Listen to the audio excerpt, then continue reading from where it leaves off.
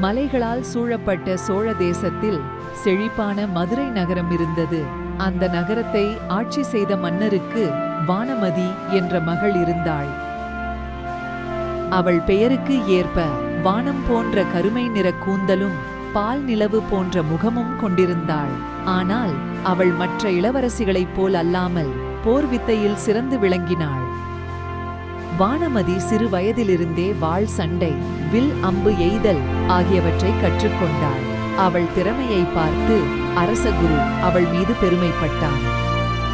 ஒரு நாள் அண்டை நாட்டு மன்னன் மதுரை மீது படையெடுத்து வந்தான்.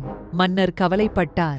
ஆனால் வானமதி தைரியமாக, தந்தையே, இந்த போரில் நான் கலந்து கொண்டு மதுரையை காப்பாற்றுகிறேன் என்றாள். மன்னர் முதலில் மறுத்தார். ஆனால் வானமதியின் திடத்தைக் கண்டு மனம் மாறி சம்மதம் தெரிவித்தார். போர் தொடங்கியது. வானமதி படைத்தலைவனைப் போல் போர்க்களத்தில் இறங்கினாள். அவள் வீரம் அனைவரையும் பிரமிக்க வைத்தது. அவள் வாள் சுழன்றாட எதிரி படை வீரர்கள் நிலைகுலைந்தனர். வானமதியின் திறமையால் மதுரை வெற்றி பெற்றது. போர் முடிந்த பிறகு மக்கள் வானமதியை கொண்டாடினர். அவள் இளவரசி மட்டுமல்ல, வீரமங்கை என்பதையும் அனைவரும் உணர்ந்தனர்.